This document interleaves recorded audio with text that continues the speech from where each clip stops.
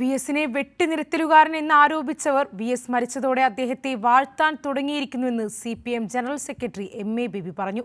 വി.എസിന്റെ മൃതദേഹം സംസ്കരിച്ച ശേഷം നടന്ന അനുസ്മരണ പരിപാടിയെ അഭിസംബോധന ചെയ്യുകയായിരുന്നു നേതാക്കൾ.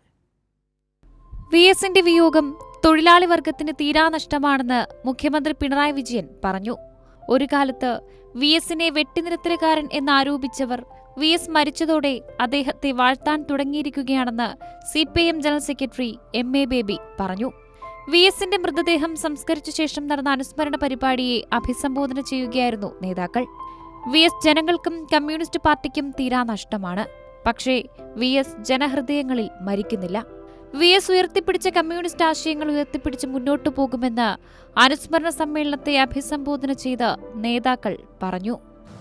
വി.എസിനെ പോലുള്ളവരുടെ സമൃദ്ധമായ സമരസമ്പന്നമായ ജീവിതത്തിന്റെ ഈ അന്ത്യനിമിഷത്തിൽ വി.എസിന്റെ മഹത്വം അംഗീകരിക്കാൻ വി.എസിനെ വെട്ടുനിരുത്തലുകാരൻ എന്നെല്ലാം പറഞ്ഞ് അപഹസിച്ചിട്ടുള്ള മാധ്യമങ്ങൾ പോലും വി.എസിന്റെ മഹത്വം അംഗീകരിക്കാൻ തയ്യാറായിട്ടുണ്ട് എന്നുള്ളതും ഈ സമയം നമുക്ക് മനസ്സിലാക്കാം. അതുപോലെ നമ്മളെല്ലാം ചർച്ച ചെയ്തതുപോലെ അദ്ദേഹം സംസ്ഥാന കമ്മിറ്റിയുടെ വലിയ സമ്പന്നനായ നേതാവാണ്. കേരളത്തിൽ വിവിധ മേഖലകളിൽ അദ്ദേഹം പ്രവർത്തനങ്ങൾ നടത്തിയിട്ടുണ്ട്. ഞാൻ അതിൻ്റെ വിശദാംശങ്ങളിലേക്കൊന്നും ഈ അവസരത്തിൽ കടക്കുന്നില്ല.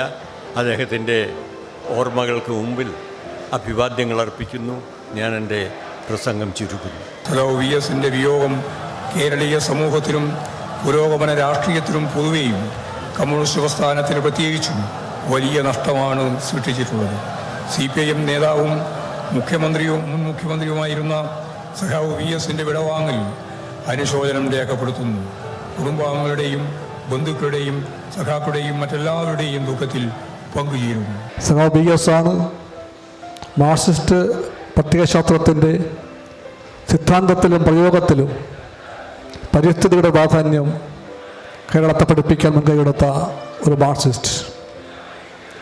വി.എസ് ആണ് നമ്മുടെ കാര്യപരിപാടിയിൽ ലിംഗസമത്വം, സ്ത്രീ അവകാശം തുടങ്ങിയ കാര്യങ്ങളെപ്പറ്റി നാം ചിന്തിക്കാൻ വൈകിക്കൂടാ എന്ന് ഉറക്കെ പറയാൻ ശ്രമിച്ച കമ്മ്യൂണിസ്റ്റ് നേതാവ്.